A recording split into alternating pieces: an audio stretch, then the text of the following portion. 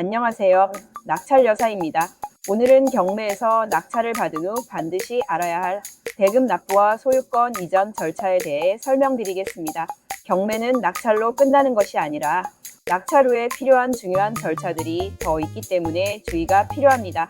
덜컥 낙찰을 받았다면 엄청 기쁘고 얼떨떨하지요. 그 이후 어떻게 할지 잘 모르시는 분들이 많으신데요. 주목 1. 대금 납부 기한. 경매에서 물건을 낙찰받았다면 다음으로는 대금을 법원이 정한 기한 내에 납부해야 합니다. 이 기한은 법원이 낙찰자에게 부여한 최대 납부 기간으로 보통 낙찰 후 1개월에서 2개월 이내입니다.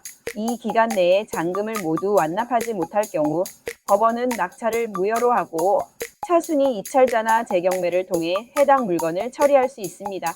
이 대금 납부 기한은 경매 과정에서 매우 중요하기 때문에 낙찰자는 이를 준수해야 합니다. 만약 정해진 기간 내에 잔금을 납부하지 못하면 낙찰이 취소되고 입찰 보증금도 반환받지 못하게 됩니다. 따라서 입찰 전부터 대금 납부 계획을 세우고 필요 자금을 확보하는 것이 중요합니다. 대금을 납부할 때는 법원에서 지정한 은행 계좌에 잔금, 송금을 통해 처리합니다.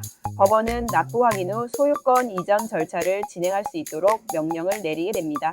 이때 대출을 통해 납부할 경우 낙찰 후 즉시 대출 상담을 진행하여 필요한 서류와 절차를 확인하는 것이 좋습니다. 2. 소유권 이전 절차. 대금을 모두 완납하면 법원은 소유권 이전 명령을 내리게 됩니다. 이 명령이 내려지면 낙찰자는 해당 부동산의 법적 소유권을 취득할 수 있게 됩니다. 소유권 이전은 법원의 명령에 따라 등기소에서 진행되며 법원은 등기소에 소유권 이전 등기를 촉탁하게 됩니다. 소유권 이전 등기가 완료되면 그 순간부터 낙찰자는 해당 부동산의 정식 소유자가 됩니다.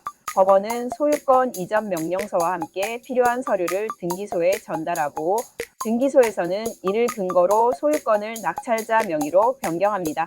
소유권 이전 절차를 통해 등기부 등본상 소유자가 변경되며 이로 인해 법적 권리와 의무가 발생합니다.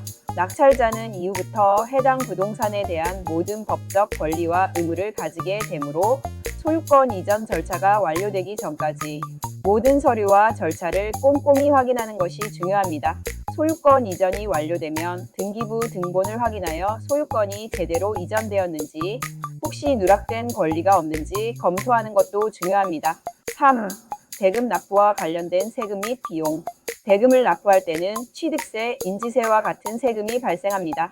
이 세금들은 낙찰자가 소유권 이전을 완료하기 위해 반드시 납부해야 하는 비용으로 미리 준비하지 않으면 소유권 이전 절차가 지연될 수 있습니다.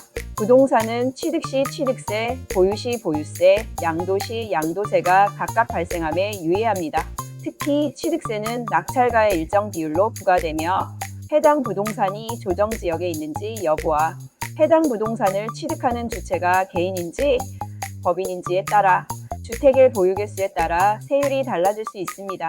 예를 들어 주택의 경우 취득세는 보통 낙찰가의 1에서 3% 정도이며 주택 외의 토지, 상가, 공장 등은 더 높은 세율이 적용될 수 있습니다. 세금 계산 어려우시죠? 간단한 앱 하나 알려드릴게요. 부동산 계산기 앱을 통해 간단한 취득세, 양도세, 보유세 등을 계산할 수 있으니 참고하시기 바랍니다. 또한 대출을 이용해 대금을 납부할 경우 대출 이자와 관련된 비용도 미리 고려해야 합니다. 대출이 있는 경우 매달 이자와 원금 상환을 위한 자금을 준비해야 하므로 장기적인 자금 계획을 세우는 것이 중요합니다. 모든 세금과 비용을 사전에 계산해 보는 것이 좋습니다. 세금은 예상 외에 큰 지출이 될 수 있기 때문에 경매에 참여하기 전에 부동산 전문가나 세무사의 상담을 받아 준비하는 것이 바람직합니다.